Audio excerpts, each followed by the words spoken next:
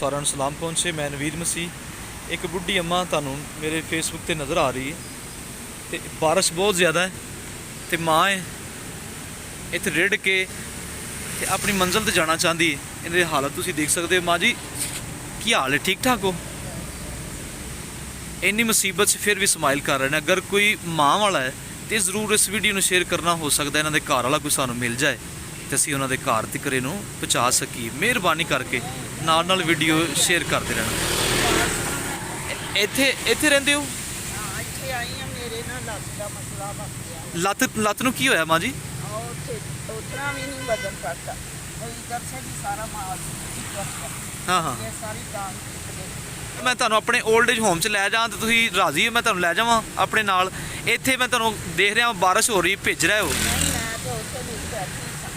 ਮੈਂ ਆਪਣੀ ਮਰਜ਼ੀ ਦੇ ਨਾਲ ਹੀ ਤੁਰੰਤ ਜਾਣਾ। ਅਗਰ ਕੋਈ ਇਸ ਵੀਡੀਓ ਨੂੰ ਵੇਖ ਕੇ ਸ਼ੇਅਰ ਕਰਦਾ ਤੇ ਇਹਨਾਂ ਦਾ ਕੋਈ ਘਰ ਵਾਲਾ ਮਿਲ ਜਾਏ ਤੇ ਬੜੀ ਅੱਛੀ ਨੇਕੀ ਦੀ ਗੱਲ ਹੈ ਕਿ ਅਸੀਂ ਘਰ ਪਹੁੰਚਾ ਸਕਾਂਗੇ।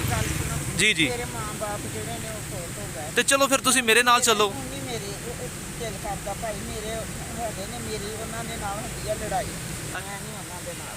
ਤੇ ਬੇਬੇ ਉਹਨਾਂ ਦਾ ਐਡਰੈਸ ਦੱਸ ਸਕਦੇ ਹੋ? ਉਹਨਾਂ ਦਾ ਘਰ ਦਾ ਕਿੱਥੇ ਕਰਕੇ? ਮੈਂ ਉਹਨਾਂ ਦਾ ਦੱਸ ਨਹੀਂ ਸਕਦੀ। ਮਾਂ ਜੀ ਆਪਣੇ ਘਰ ਵਾਲਿਆਂ ਤੋਂ ਇੰਨੇ ਨਾਰਾਜ਼ ਨੇ ਕਿ ਉਹਨਾਂ ਕੋਲ ਨਹੀਂ ਜਾਣਾ ਚਾਹੁੰਦੇ। ਤੁਸੀਂ ਮੈਨੂੰ ਦੱਸੋ, ਮੇਰੇ ਨਾਲ ਤੇ ਜਾ ਸਕਦੇ ਹੋ? ਅਗਰ ਮੈਂ ਤੁਹਾਨੂੰ ਆਪਣੇ ਅਦਾਰੇ 'ਚ ਲੈ ਜਾਵਾਂ, ਇੱਥੇ ਰਹਿਣ ਨਾਲੋਂ ਚੰਗਾ ਤੁਸੀਂ ਮੇਰੇ ਅਦਾਰੇ 'ਚ ਚਲੇ ਜਾਓ। ਬੈਠੀ ਰਹਿੰਦੀ ਆ ਜ਼ਰਾ ਵਾਵਾ। ਮੈਂ ਤੁਹਾਨੂੰ ਦੇਖਿਆ ਇੱਥੇ ਬਾਰਿਸ਼ ਦੇ ਵਿੱਚ ਉਹ ਜਨਰੇਟਰ ਦੇ ਥੱਲੇ ਤੁਸੀਂ ਹੈਗੇ ਸੀ। ਖੁਸ਼ ਹੋ ਗਏ ਹੋ ਜਾਂਦਾ ਹੈ। ਤੁਸੀਂ ਇਹ ਸਮਝੋ ਕਿ ਮੈਨੂੰ ਆਪਣਾ ਬੱਚਾ ਲੈਣ ਆ ਗਏ ਤੇ ਫਿਰ ਠੀਕ ਹੈ। ਜ਼ਰੂਰ ਮਿਹਰਬਾਨੀ ਕਰਕੇ। ਇਹੋ ਜਿਹੇ ਪੇਸ਼ੈਂਟ ਨੂੰ ਸੰਭਾਲਣਾ ਬੜਾ ਮੁਸ਼ਕਲ ਹੁੰਦਾ ਹੈ। ਹੁਣ ਆਪਣੀ ਮਰਜ਼ੀ ਨਾਲ ਇੱਥੇ ਬੈਠੇ ਨੇ, ਜਾਣਾ ਵੀ ਨਹੀਂ ਚਾਹੁੰਦੇ ਤੇ ਬਾਰਿਸ਼ ਨਾਲ ਸਾਡਾ ਪਾਕਿਸਤਾਨ ਪੂਰਾ ਭਿੱਜਿਆ ਪਿਆ ਹੈ। ਤੇ ਮਾਂ ਜੀ ਇਹਨਾਂ ਕੋਲ ਇਹੀ ਕੱਪੜੇ ਨੇ। ਅਗਰ ਅਸੀਂ ਤੁਹਾਨੂੰ ਕੱਪੜੇ ਵਗੈਰਾ ਲਿਆ ਕੇ ਦੇਈਏ ਉਹ ਚੇਂਜ ਕਰ ਲਓਗੇ? ਉਹ ਕਰ ਲਓਗੇ?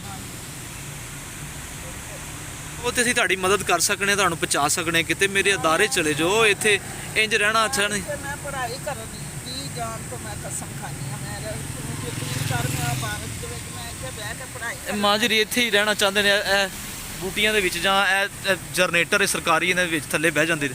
ਬਾਰਿਸ਼ ਦੇ ਵਿੱਚ ਕਾਫੀ ਬੁਰਾ ਹਾਲ।